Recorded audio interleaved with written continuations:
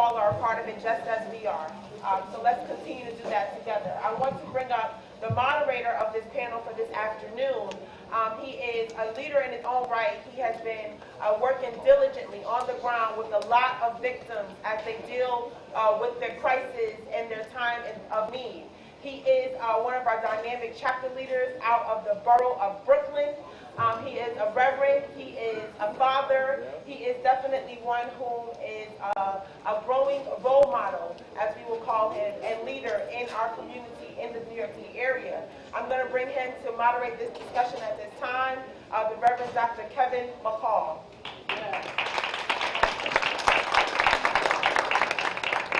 Good afternoon, everyone. Good afternoon. Give yourselves a hand for being here all week. How many of y'all been here all week? That's good, that's good, that's good. Well, my name is Reverend Kevin McCall, and I'm the president of the Brooklyn East chapter. That area that I cover is East New York, Brownsville, Canarsie, and that is the area that I cover. And I enjoy working and helping and assisting as much as I can, dealing with the issues of social justice. And we continue to deal with those issues on a daily basis. And I tell people all the time, you know, we have to learn how to be able to deal with issues, not just in the pulpit, but not just on Sunday morning, but every day of the week. Because these issues don't just happen on Sunday, they happen every day. And we need to continue to deal with those issues. And I want to commend the life and the patronage of the founder of the National Action Network, Reverend Al Sharpton. Let's give him a hand. For he is definitely one of the best civil rights leaders that are doing great work in this country, and I enjoy working side by side with him. And I just don't understand, where does he sleep at? Because this guy runs, and he has my energy as the youth. And I give him all the respect and diligently for not just dealing with it. It's hard dealing with black folks. I will say that again. I said it's hard dealing with black folks.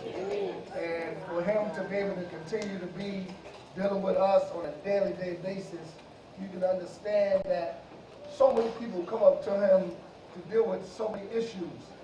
So he has continued to be the fierce leader of today's country. Let's give him another hand.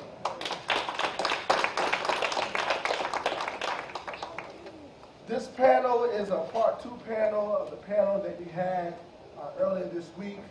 And we need to be able to have this dialogue, and we wanted to have this discussion regarding police brutality, the impact.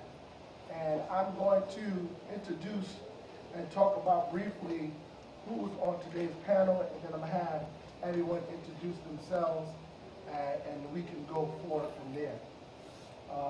To my left, we have the sister of Sean Bell. Let's give her a hand. Dolores Bell. I will always remember the legacy of Sean Bell because it happened on the night of my birthday. And I was just turning, I'm going to tell my age, but I was just turning the age. And I was celebrating, and I got the call that this tragic thing happened to Sean Bell. So I will always remember that.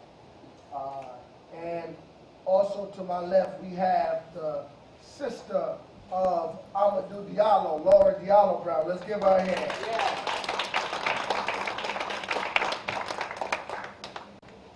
Amadou Diallo, as you know, was shot and killed 41 times for having a wallet in his hand. One of the most terrific, tragic things I ever heard. You know, and we must continue to deal with that. To my right, this young lady has been on the forefront since the incident, tragedy happened to her father, and she has been one of my mentors, and she don't even know it. But she has really gained the strength and gained the opportunity to have those opportunities to have the strength of a leader. And she is one of the rising leaders of today, lifting up her father's name and his legacy. And one thing I like about her is that she prays. And she put God first in everything she does. I don't care what she's doing, and what she's going around, but she definitely put God first. And we want to pay homage to her. And that's the daughter of Eric Garner, Emerald Garner.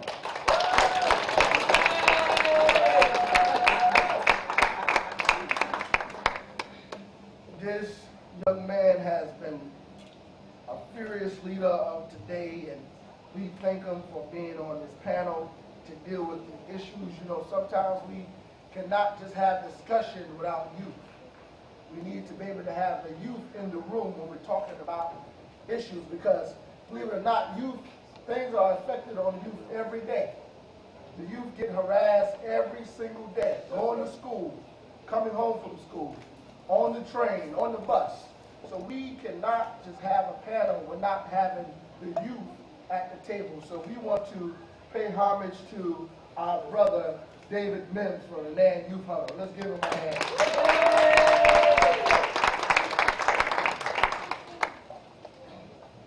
We also wanted to be able to pay homage to the brother of Trayvon Martin, Jarius Fulton. He is here. Stand, brother. Let's give him a hand. Sometimes you don't have to be very vocal, but you can also be committed and educated to the struggle, and we want to pay homage to him and his family at this time. Let's give him another hand.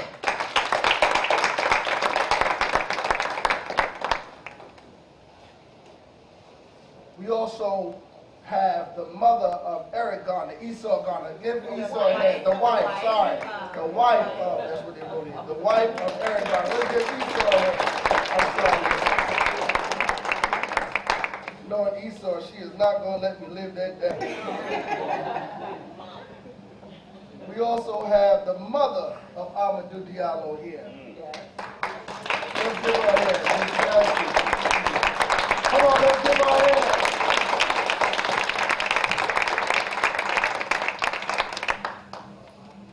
All right. Okay, so we thank everyone for being here, and we thank everyone for being here at this time to be able to deal with these issues that we have. So we're going to start this panel off, and we're going to just deal with the issues of police brutality and how they impact on us on a daily basis.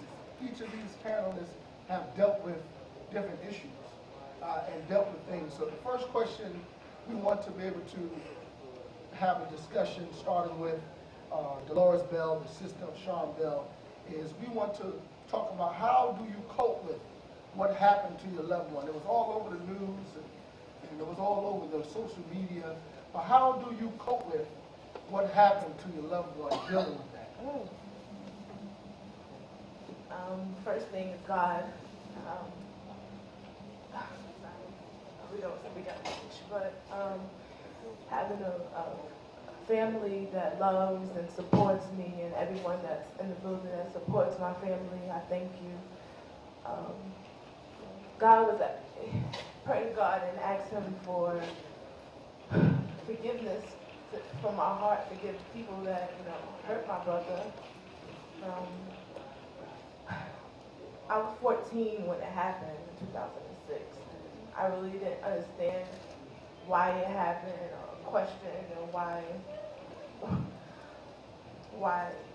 me, why my brother. But only God knows, and everything happens for a reason. And yeah. All right. All right.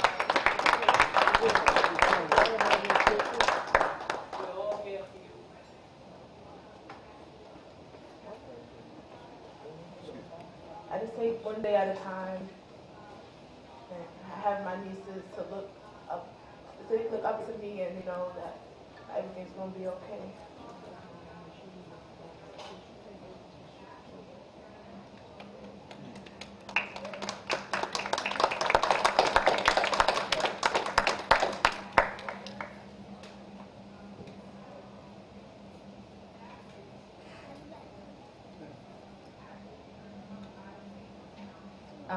Thank you for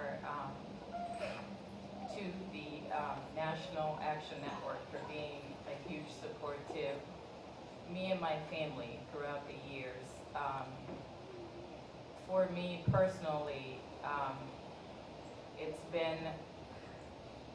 gets harder as I sit here, especially today, and I look around the room and I see all these tragedies and all these victims. My brother was tragically killed in 1999. It's been over 15 years now. So my hopes then were that we never have to live through a tragedy like that ever again. And I sit here and I look at everybody, you know, Dolores, Bell, and it's so real every day. You live it, you know, you watch these tragedies, you watch the cases, and it brings it back. So how I cope with it, you know, my mother has been my inspiration. She is an amazing woman. Yes. I don't know how she does it. I'm a mother now. You know, when my brother was killed, I was young too. And now I'm a mom of 3 boys. So I have to answer to these questions.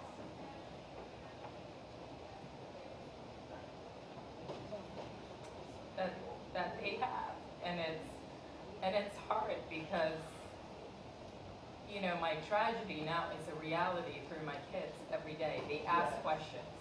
And it's our job here as the victims to pave the way for them so that they're not going through life scared that something like that can happen to them. But how do we do that?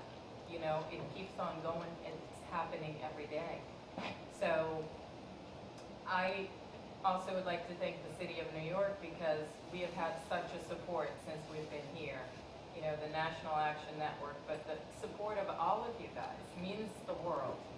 And like Dolores said, prayer, you know, we have God and, you know, our family and you guys to thank. So hopefully, you know, we don't have to sit here and have to talk about this again in the future. Thank you.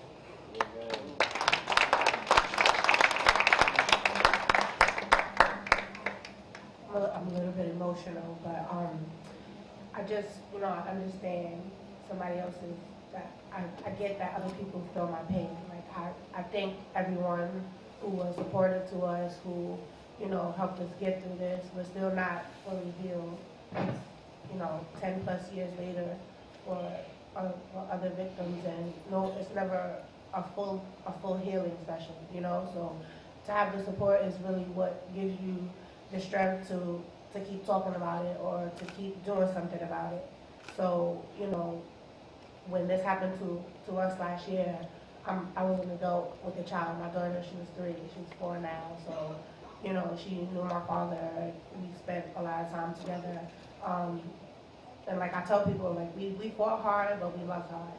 So, you know, those memories that you have, those are the memories that you hold on to because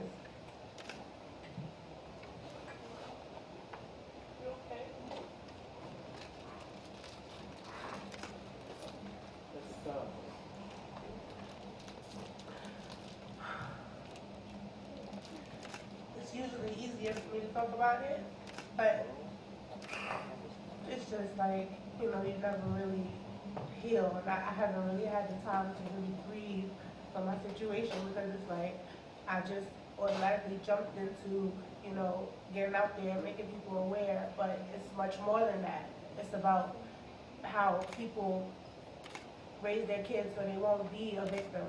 Like, you know, you teach your kids certain things so they won't be a victim. I fear for my daughter all the time. Like, sometimes I say I'm glad I didn't have a boy because I would fear for my son. Like, I think of my brother, they're younger than me. They, you know, they're out there all the time. I worry about them because of who their father is or, you know, because of their relation to the family. So it's hard to, like, you know, look at your brother and say, okay, I'll see you later because you really don't know.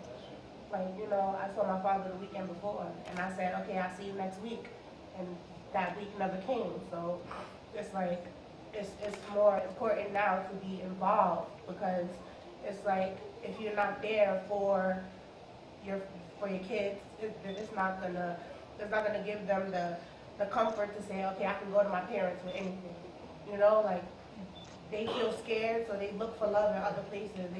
That's why they go to gangs, because they don't have a family. They say the gang is their family. But if they had the support or the people that they needed from the beginning, they wouldn't have to look for alternate people who they consider family. Like, you know, you can't just drop your kids off and just say, okay, I'll be back at 6 o'clock.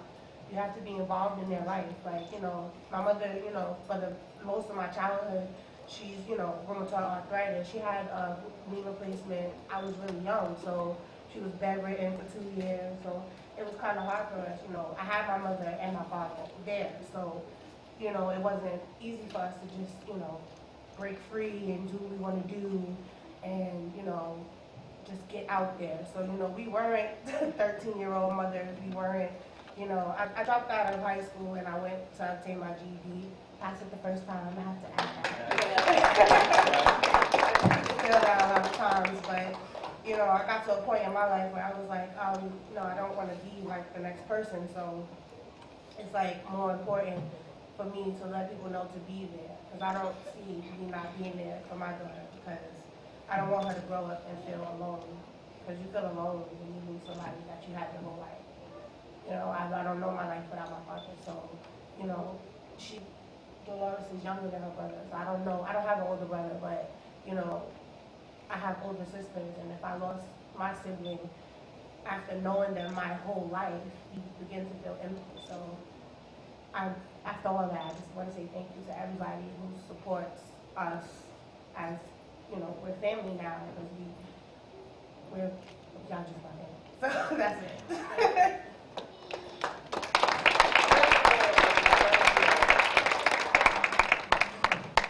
One thing that we all going through is we're going through a lot of pain. I've been through pain a lot myself because I was a victim and a survivor of police brutality. I was filming during the Hurricane Sandy storm in 2012, and while I was filming, some officers was trying to call for my attention, but I couldn't hear them, so they got into a temper tantrum and beat me and nearly killed me. They tried to throw charges on me and threw me in jail for like 2 weeks to try to cover up the story. That's why mostly everyone in this audience is not familiar with my story. They tried to throw felony charges, and I went through hell trying to get lawyers, just almost lost my job, trying to get certain jobs I wasn't able to get because I had felony charges pending on me, and they're not going to try to hire anybody if they feel like they may be going to jail. I went through a lot of depression, almost went through suicide because of it. But I decided to fight and not give up, because I'm not going to let these people define me. One way, there was multiple ways I did this. I went through therapy, I went through treatment. They diagnosed me with post-traumatic stress disorder, so I take medication, so sometimes I get a little frustrated. A way that I dealt with it, another way was I read a real great book called The Rejected Stone by Al Sharpton, which I have with me right now. Now, there's a part in the book that says, define yourself before others define it for you. And I refuse to let these punk officers define me. I've been a productive person in my community for years. I've been a counselor, social worker in a homeless shelter, help people get out of homelessness, unite them with their families, help people get jobs. I have a high extended background in education and also community work. I graduated college. You know, I'm not no thug, I'm not no criminal. They try to paint the picture of such a horrible person. Like, you know, they try to assassinate my character like everyone else's. You know, everybody else's, you know, victims. You know, Sean Bell, Amadou Diallo, Eric Gardner, you know, Mike Brown. They always try to assassinate our characters. But I'm here today to fight for those who were not able to fight today, who didn't survive. and those who are unable to speak today. So I'm here today to speak for everyone.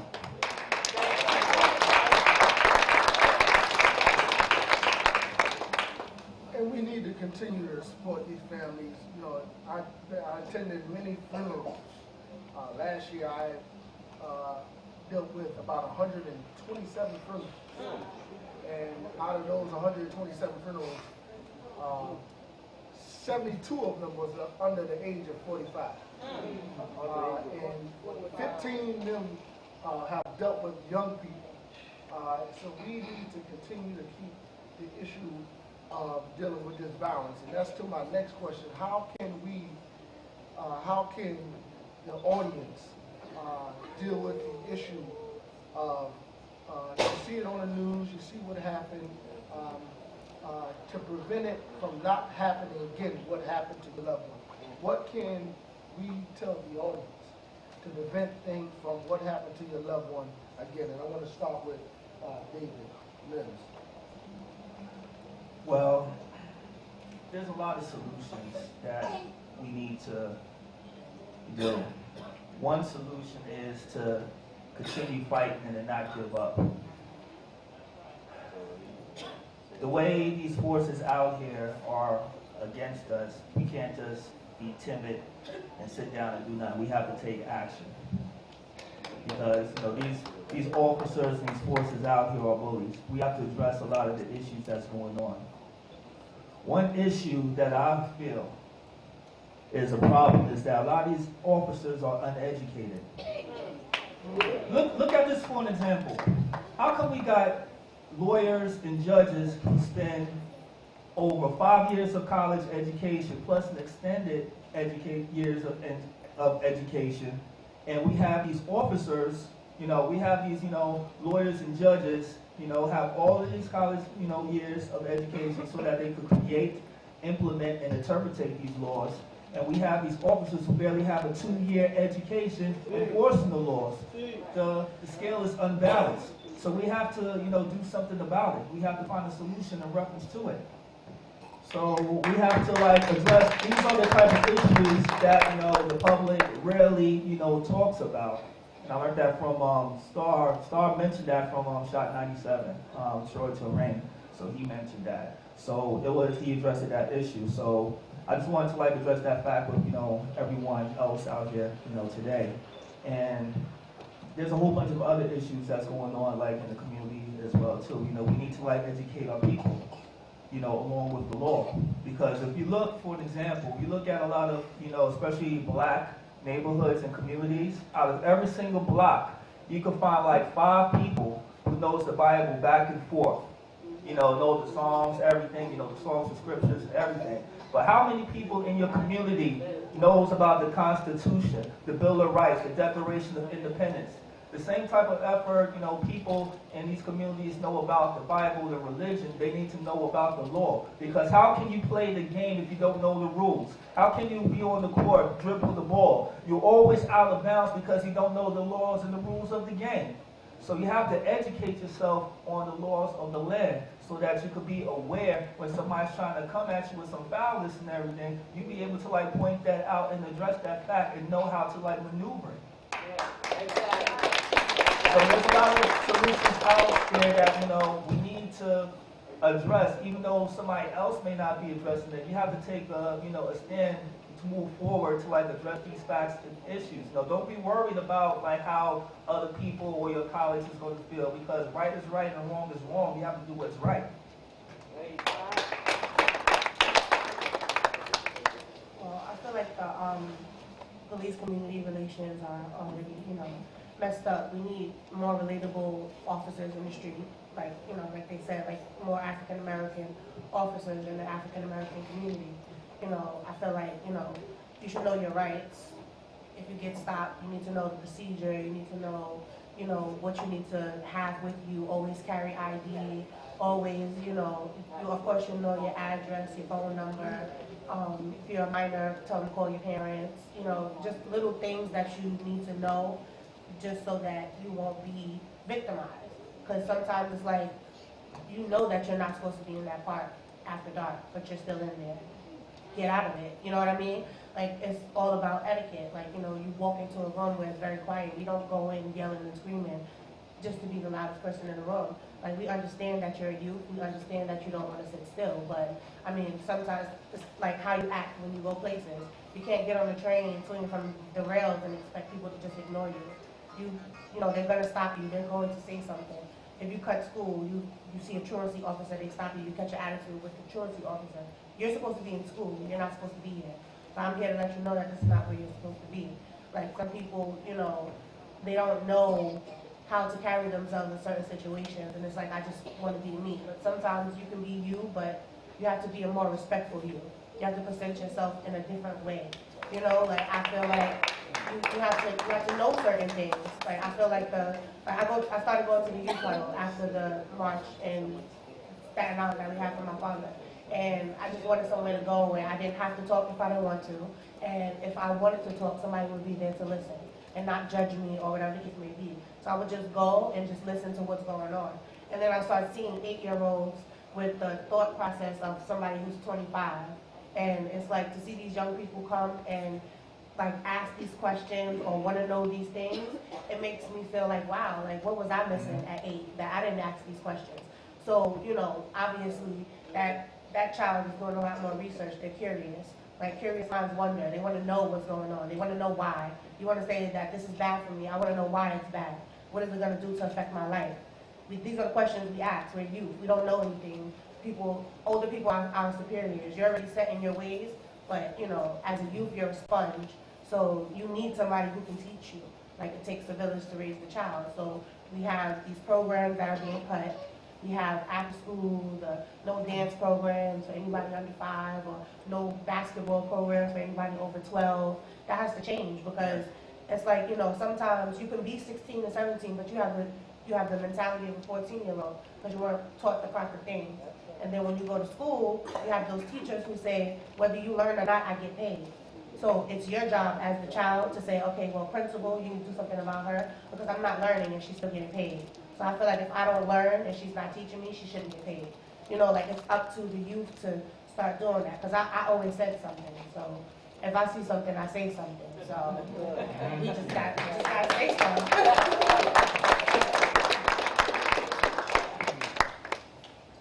I agree with that as well. I think we need to start with the basics, and all those points are very valid. But I think we also need to bring this conversation at home. It starts at home with our children. Yes. We need to have this open dialogue with our kids, no matter how young they are. They are sponges, and they are watching the news. They're hearing things. And so it's our job to lead them in the right way, to share that knowledge, educate them, and, you know, in our schools. We need to take this knowledge in this community and bring it to our schools and be the leaders and the volunteers to share information with our kids and our youth. It's hard for me to talk about my brother with my kids, but it's gotten to the point where they want to know the details. They want to know specifics. And it's my job as a mom to say, this is what happened. But in these circumstances, this is what you do. And they appreciate that. And they want to share it with their friends as well. So I think this conversation starts at home. You know, I think that's where the foundation is at home. We need to teach our kids the right way, and we need to let them know if they're confronted by an officer, what are the procedures? You know, what are you supposed to do? Don't run away, you know, because then that makes you look suspicious and guilty. You know, we need to teach them that you can talk to an officer. There's a certain way to address an officer, and there's certain procedures to follow so that you're not a suspect. So that's what I think.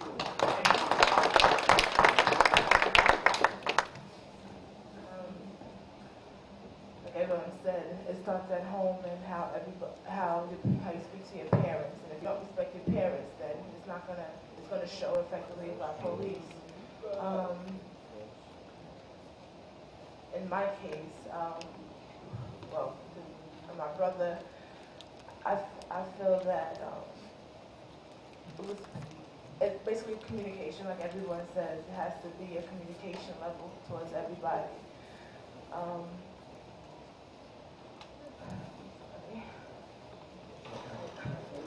This is my first time speaking since the case, so I really don't have that much. Take your time.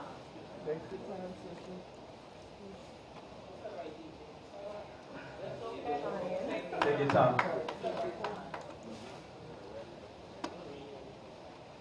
We love you, sis. Take your time. But I feel like the police and police brutality period, they need to have training and talking to people, like counseling, in order to perform better out the streets, because they go through a lot of things within the house, they go through a lot of things within, yes, they go a lot of things within the facility, so you don't know, but they're in a facility, they go through a lot of things, so they take it on us as of color, or any color that they take it out on. It's just hard that it's how it happens. It's difficult on why they have to shoot 50 times, why they have to choke, why they have to do everything. It's like with the Eric Garner.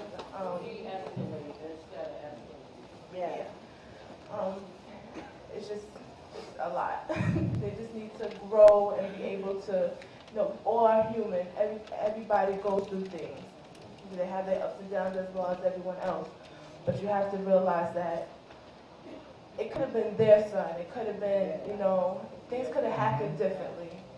They could have, in my case, they could have shoot the car, like the wheel of the car, or instead of killing him.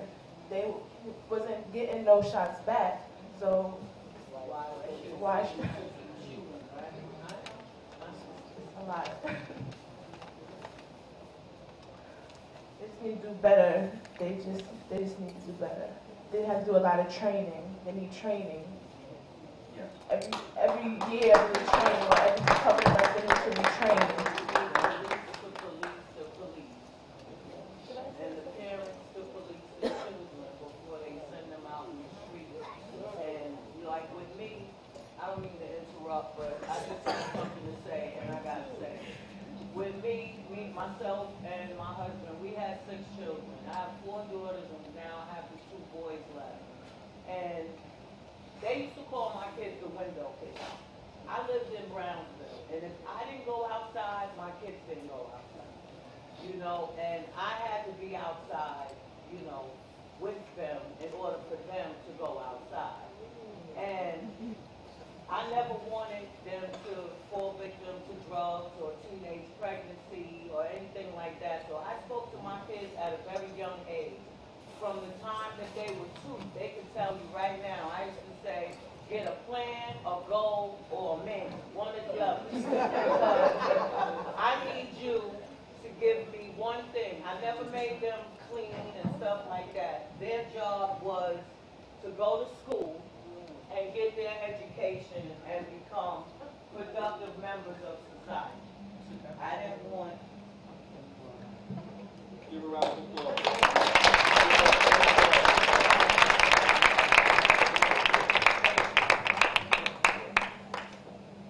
Let's welcome Esau Gardner to the panel.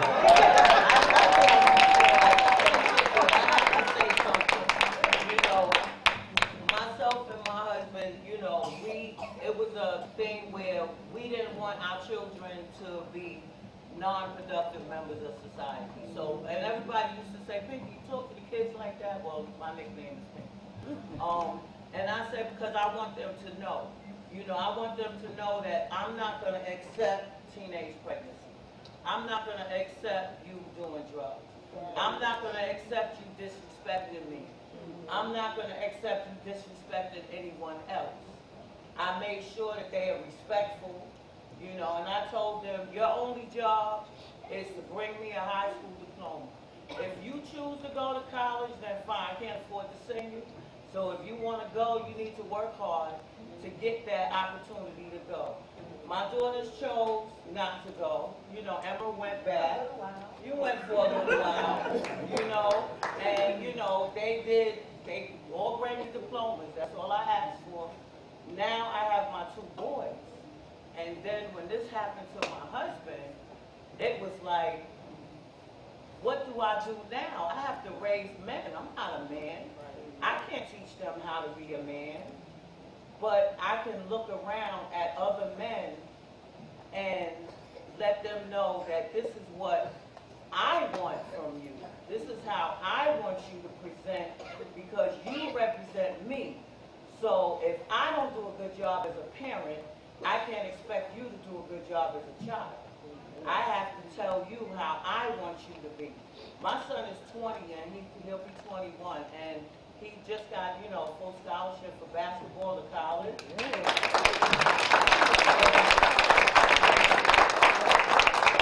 has a 3.8 average. He's doing very well. And he goes to school in Newark. I watch the news every day and I see so many things going on in Newark. And I worry about him so much. And I call him and he's like, Mom, in basketball. I'm like, I'm sorry, okay. I just wanted to hear your voice and let you, want to know that you're okay. That's all I need to know. For me to close my eyes at night and go to sleep, I need to know that you're okay. They all live in their own apartments, but you would swear I paid their bills. Because I call them, I want to know who's in their house, who they leave there if they went out. I want to know everything. And they say, Ma, we grown. Okay, y'all can be grown, but until I'm in the ground, I'm a worry. And y'all need to answer my question. And I need to know. And then now I have my 15-year-old son, and he's like 6'6", and he plays basketball, and he spends time with his brother at college, so that gives him the incentive to say, Ma, I want to go to college.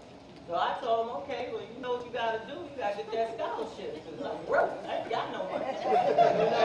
So, I just wanted to share that with you all. It's all a part of how you parent your children, in order for them to go out and know how to be what you want them to be. Not really what you want them to be, but make them be the best them that they can be.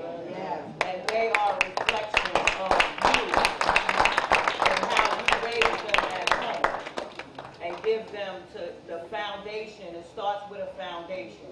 I was lucky enough to have my husband for 27 years, to be there to help me raise my daughters. And like Marvin Sapp said, thank God they didn't become thoughts. And I see young girls in the street and I stop, they always say, Ma, you always talking to strangers. But I don't feel like they're strangers. I feel like they're my children too. I feel like if my neighbor's daughter is outside and I see her doing something she ain't supposed to do, I'm going to say something. And if they get disrespectful, then hey, we could get disrespectful together. And then I'm going to let your mama know that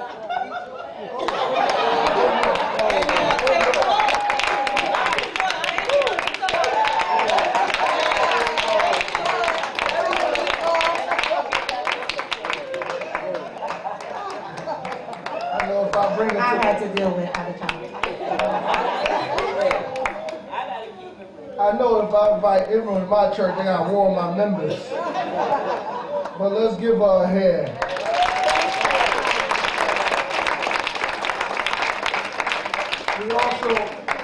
We also want to recognize the parents of Sean Bell, William and Valerie Bell. Let's give them a hand. Stand. Come on, let's give them a hand.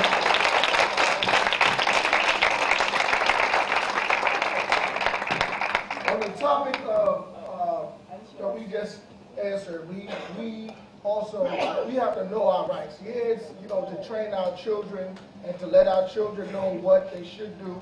But we got to know our rights, and they have to know when they leave the house, they must have ID on them.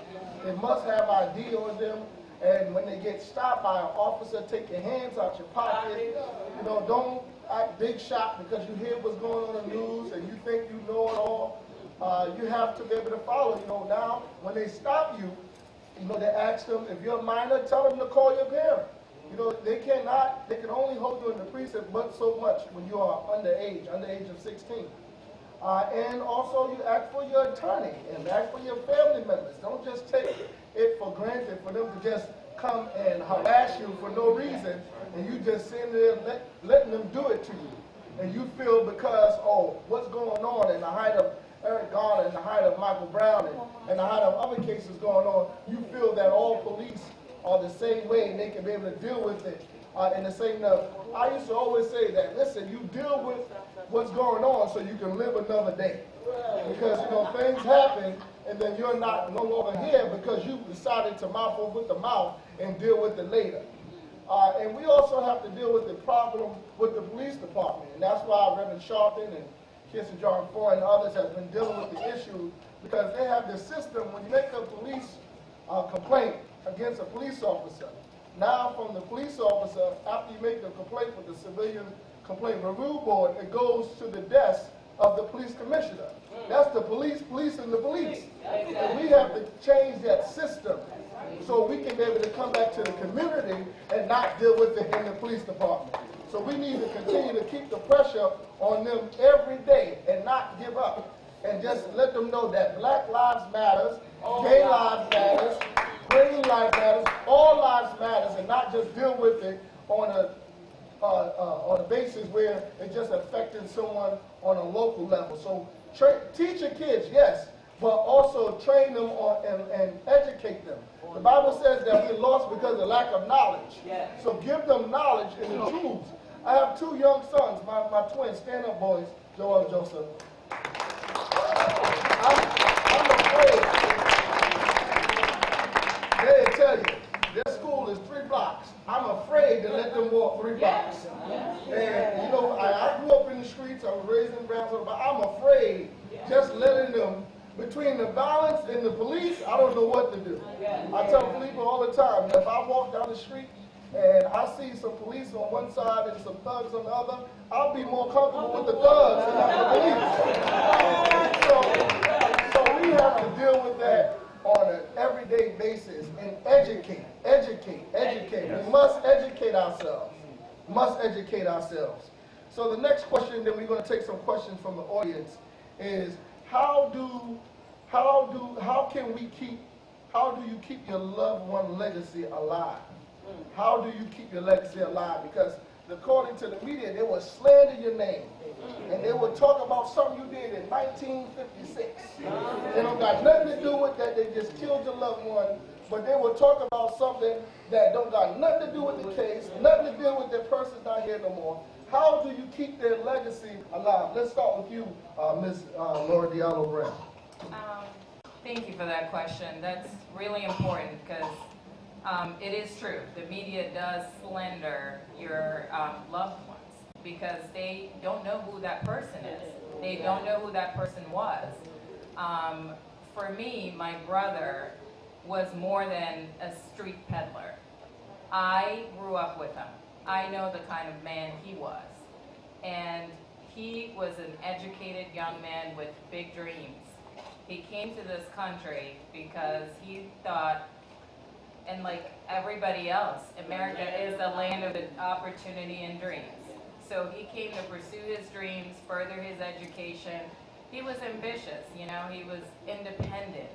He was kind, he was humble, and he loved everybody without any prejudice. He was more than what they portrayed him on TV. He spoke 5 languages. He went to, a French international school. That's where we studied. He spoke 5 different languages. And he was eager to learn about people's different backgrounds and cultures. He was just a unique human being. And for the media to portray him as such, a street peddler, a vendor, somebody who didn't have an ambition or a goal, and that wasn't my brother. So for me, it's my duty from here on out to follow through on his legacy. We have the Amadou Diallo Foundation that's established to follow those dreams that he had through education. We're giving students with African descent the opportunity to come here and study and further themselves and have this opportunity and dream that my brother had that was cut short. So, for me, he was he, Okay. It's okay. It's okay. Take your time. it hurts. It just, it hurts so much because there is so much I wish I could share with him, and he's gone. So it hurts, and it makes me angry that I can't share these experiences with him. You know, I have my kids that ask about him, and I know if he was here, he would be so proud to see them and meet them and teach them the right way to be. And he was such a kind human being. You know, his passion of sport, he loved basketball, you know, he loved music, you know. Bruce Springsteen was his favorite artist, and ironically, he wrote and sang a song for him. So it's painful, but it's my duty as a sister to come here in front of all of you to share, you know, to share his legacy and to share the kind of person he was that you guys didn't know. He was a kind human being, and it's such a tragedy to have lost him so soon. So, thank you.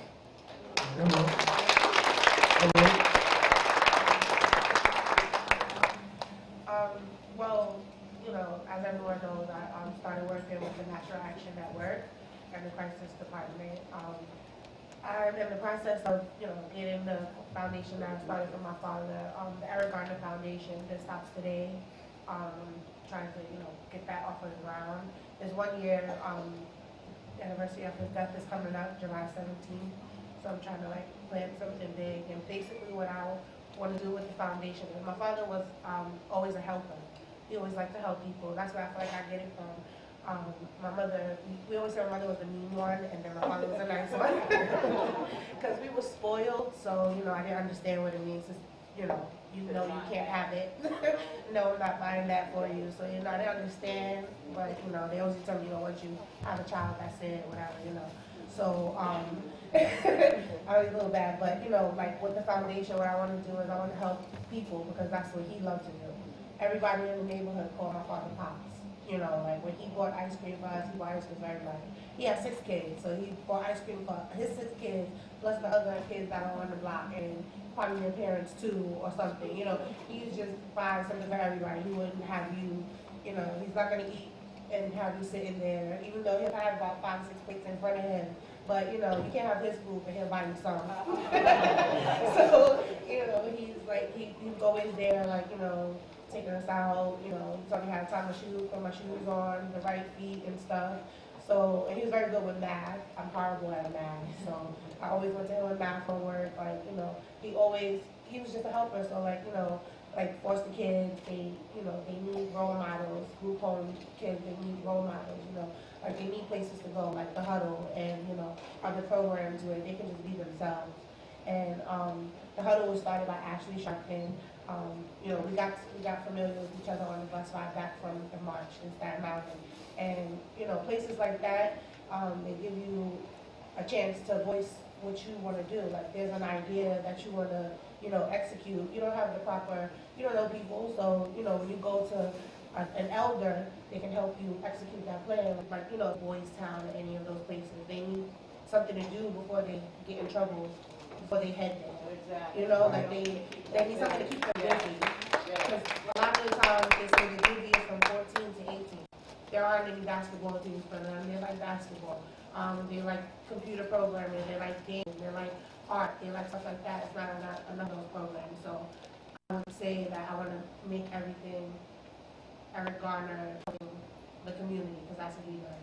That's where, like, you know, if that's talking about my father, they'll always say that he helped me, that he, you know, went above and beyond. He looked out. He, you know, he gave all the time. Like, you know, he would walk around with no shoelaces in his shoes. I don't know why, but he'll buy my brother's Jordans, but he's walking around with no shoelaces. And I'd be like, you know, but that's just the type of person he was. He'll give you his shirt if you needed it, like, you know, and he was just nice. Because a lot of people, like, you would say, like, oh, you know, they were nice, but they got a little attitude problem. He was never like that. Like, he had a lot of patience. I don't know, especially for my mother. She's out of control. So if he dealt with her, he dealt with everything. So that's who he was. I want people to know that. I mean, no, I love you and all that, but, you know, you just, sometimes. She's a, you know, everybody, they have moments, but my father was always the one to bring it down. Bring it, you know. For him to yell, it's like, you know, he must be really upset at mommy if he's yelling. So. But he was always, for the most part, very calm and very collected. So that's one thing that I always. Right. So it's like, you know, we used to get in trouble, but it wasn't like real trouble. So it's like, you know, everything it's cool. So I feel like people know who he was by us because we're adults now. So it's not like it was something he forgot to teach us. So it's like, you know, you get to know your father as a child, and when you grow up, you get to know your father as an adult. I have to other people about my father as an adult, but I'll always have childhood memories. So that's what you hold on to. My brother, he was really a family-oriented person. He's always been like my father. He's always told me what to do, and then he had his 2 children at the time, and I'm like, why are you telling me what to do? Don't you have 2 children? He's like, well, if daddy's not there, I'm gonna be there to support you, and it's like really hard for him not to be here. But he's really outgoing person. He loved baseball. Before he left this earth, he was going to be a nutrition. So it's for me, I want to better and bring his name out and help others and to know to encourage others that it's going to be okay. I know it's hard because it's been painful. It's been 8 years for me, and it's still hard, but to encourage people to push and fight for our rights. Like, we're supposed to be able to, you know, go down without being scared of who's watching us and how to dress and not be comfortable in America. Like, everybody comes here to think that's good and everything, but it's just, we just have people pushing and fighting for what's right. Thank you. I'll continue my legacy since I was a victim. You know, I continue to be who I was before. You know, I've been a productive person in my society. What I love most in my life is being a counselor at the NAN Youth Hub. All right. That's what I love doing. I love, you know, to inspire these kids to like avoid them from falling into the stereotypes that, you know, our people is going through in society today. You know, I want to see them, you know, be successful. You know, be the next doctors, lawyers, police officers. Because these kids are going to end up growing up to become police officers. We need to like teach them and educate them to do things the right way. You know, another thing is that, you know, in society, you see they slander you so much to break your confidence. I experienced that. You know, they try to assassinate my character. You know, I was beaten out in the streets. I was searched in the streets. I was taken to the precinct, searched again, strip search after that. They couldn't find anything. All they found was camera equipment. They wanted to find that one little thing, like if I had some drugs or something, but they wasn't able to find it, so they was pissed off. So they found other ways to like lock me up, gave me felony charges and everything. Tried to, but I had to fight it for over a year. I remember my lawyer, I was telling my lawyer everything what was going on, and she told me, well, you should have been out there in the first place. So I fired her ass. Like, come on, it's not right. So what I love to do is, you know, it just really, I'm just like so angry with like what's going on. So what we need to do is like, you know, find solutions and everything. I'd like to address something with Officer Serpico. He was an officer based on the movie with Al Pacino. He was an officer who was trying to report police corruption, and they was trying to kill him, and he ended up surviving. And that's a problem with going on, you know, with a lot of officers today. They're afraid of, you know, reporting a lot of these bad officers because they're afraid of retaliation. If it's not a setup for them to like lose their jobs, You know, that's why they have these quotas going on at the end of every month, where you see like a lot of officers out in the street corners. Because if they don't make those quotas, they get written up, you know, they get a lot of pressure. You know, there's also been, you know, officers who've been victims of police brutality. And, you know, people don't like to really, you know, talk about it and address. So what we need to do is try to, like, find a solution, you know, for everybody to get together, because there's pain going on within the civilians, and there's also pain going on within the officers. You know, because the people who are the officers, I know many of us probably have family members who are police officers. And there's a lot of pressure that's going on today. So it'll be good, if possible, if we could like have a march with the officers in uniform saying that all lives matter. Because we have to protect these good officers, you know, because good officers, like the officers that was killed in Brooklyn, they shouldn't suffer from the actions of the repercussions of these bad officers. People are getting angry over these bad officers and they're trying to retaliate on good officers. So what we need to do, if possible, to like form a march, a protest, the people and the officers together in harmony to like protect these officers and people. And go against these people like Pat Lynch, like that, you know, Pat Lynch, you know, who condones bad behavior of these officers and allow these officers to get away with, you know, with their actions. So this is what we need to do. We need to properly, like, you know, form something so that we all could be together. Because if the people in this country could see that people in New York, officers and people together, holding hands, holding signs, officers in the uniforms. I'm not talking about these officers who are out of uniforms, you know, out of their uniforms, protesting. In uniforms, protesting together to say that all lives matter and try to have laws like protect these officers so these officers won't have these pressures. We need to have a big, better difference. And I also like to address the fact of these so-called House Negro officers, these black and Latino officers from our communities, and they coming in and treating people the wrong way. And when they get off a uniform, driving their cars home, if they're pulled over, they quick to pull their badges out. Guarantee, if they're not quick to pull out their badges, if they drive their cars home and get pulled over by another officer, they'll be a candidate themselves to be shot up or a candidate for a damn-ass chokehold. And that's not right. So these officers need to realize and understand that, you know, we all in the same boat in different parts of the ship. And if the boat sinks, we all drown. So we need to, like, get together in unity, in harmony, and protest together so that we could, like, find a better way and get these superiors, these officer superiors, so that we can, like, change these laws and protect everyone. And that'll make a whole difference in the whole country and possibly the whole world.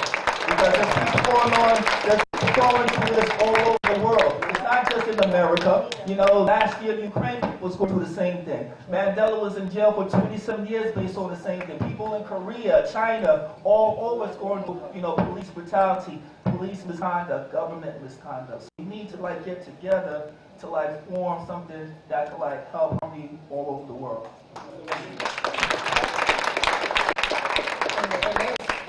That's great to really have that conversation. It's definitely needed. One of the things that have constant dialogue is that I always ask the question.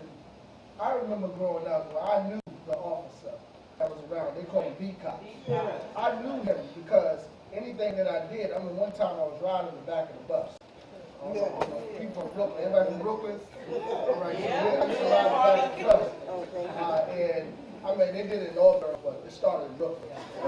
But and when I rode the back of the bus, some of these officers' mentality is beyond because they feel they come into the ghetto or to the hood or to deal with animals or deal with, and that's their mentality. So they think all of us are the same. I like to wear my hood sometimes, but I like to trick them because they think that every time you got a hood or you're doing something wrong, they think you just equal. And I like to trick them sometimes and say, and I go along and I respect them. I tell them who I am. The whole atmosphere changed. They changed the whole thing, and they changed, and now they want to be able to say, oh, I'm sorry, I apologize.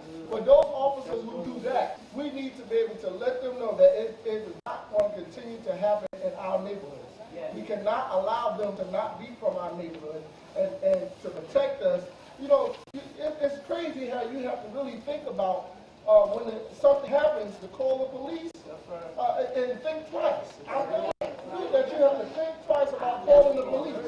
You know, for what's happened. So we have to get into the mindset of we do our own patrol. You know, and we really do the community aspect of really patrolling our own streets to deal with our own issues that we have. We deal with the issues of police brutality, but there's another on-ground issue that we have to deal with, is violence. The black-on-black crime is ridiculous. We killing each other on a daily basis.